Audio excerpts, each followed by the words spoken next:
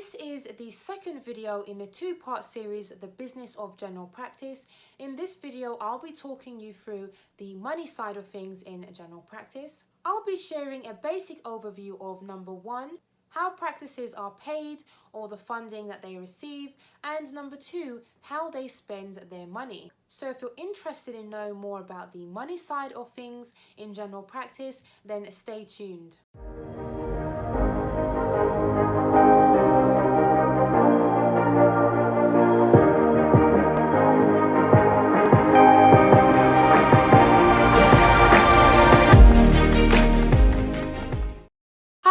And welcome back to my channel. If you're new, then a massive welcome to you. My name is Dr. Baptiste. I work as a portfolio GP.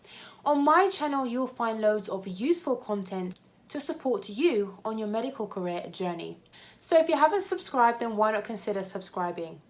And as always, if you found value in the video and you enjoyed it, then give it a thumbs up. Before I start, I strongly recommend you watch the first video in this series so that you can understand a bit more about the structure of general practice. I talk you through a number of key topics pertaining to the structure of general practice, commissioning, and the various types of contracts that exist in primary care. There was one key term that I didn't touch on in the first video, so I'm going to briefly talk about it here. This term is called primary care networks, or PCNs. This is a relatively new term, with the PCNs being formed during 2019. Primary care networks are essentially small groups of practices all working together. There are various benefits of working together in a primary care network. For example, to access additional funding. Primary care networks work under the PCN Directed Enhanced Services contract. If you want to know more about the various types of contracts, then check out the first video in the series. I'm just showing you a fact sheet which does go into a bit more detail about the PCNs. Right, let's get into how practices receive their money. The majority of the income that practices will receive comes from the essential services that they provide, and also the out-of-hours services that they can offer too. So the amount of money that they receive will depend on a number of different factors. We can divide these factors into two broad categories. One is the drivers of workload, and two would be unavoidable costs. So examples of these would include things like where the practice is based. Are they based in inner London? Are they based in a more rural area? Also, variation in staff costs. These are classed as unavoidable costs. The other factors would be patient age and sex, and morbidity and mortality. So there is a formula called the Global Sum Allocation, or Cahill formula, which is used to assess how much practices receive based on the factors above, and it is reassessed quarterly. So this is the Global Sum Payment. Number two is QOF, or Quality and Outcomes Framework Scheme. This is actually a voluntary scheme, but you'll find that many practices take part in this scheme. Basically, practices will receive payments based on a number of indicators that ultimately translate into points and therefore money.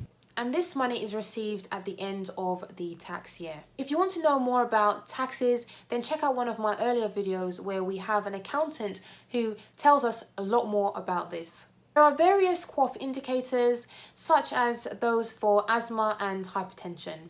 Number three, enhanced services payments. I talk a bit more about enhanced services in the earlier video, so I'm not going to talk about them here. Number four is a premises payment. So basically, practices will get reimbursed whether they own the property and have to pay mortgage repayments, or whether they lease the property and have to pay rent. The fifth type of payment is primary care organisation, or PCO administered costs. So these will be payments made by the CCG or NHS England. Examples include locum allowances. So this will be where the practice pays a locum for parental or sick leave. And I'm just showing you the BMA website, which has much more information about these payments. Now, there are other sources of payment for things like IT, medicines, training, and certain items. So practices can also receive money from private work. Examples of this will include medical assessments for taxi or lorry drivers, travel prescribing, and even some sick notes or medical certificates, usually if the illness lasts less than 7 days. Okay, so in the second half of this video, I'll be talking you through how practices spend the money that they receive. So number one, as above, they will pay for the premises that they're in, so whether that's mortgage repayments or whether that's paying rent. Staffing costs, so paying the staff that are employed by the practice, and usually this is the majority of the costs or expenses. Office costs and IT. So in a previous video talking about money and how much GPs earn, I speak about what happens to the money that's left after all the expenses. So GP partners will receive the profits, and they will spend it on a number of things such as their indemnity, tax, their pension, professional subscriptions, and they will also reinvest the money back into the practice. I think it's again really important to talk about here that being a partner carries with it a lot of responsibility. It's not all about receiving loads of money at the end of it. GP partners carry a lot of responsibility, like I said, and that includes being personally liable for any losses that the practice makes. So that is a very short summary of how practices receive their money or where they receive their money from and how they spend some of their money, including what happens to the profits that they make. Like I said, I have a few videos which talk about money on my channel, in particular about GP practices and how much GPs earn, including salaried, locums and GP partners. I also have a video which talks about private practice, so if you want to know a bit more about the private sector, then check that video out as well. As always, if you enjoyed the video and gained value from it, then be sure to give it a thumbs up and subscribe if you haven't already. I will see you in my next video.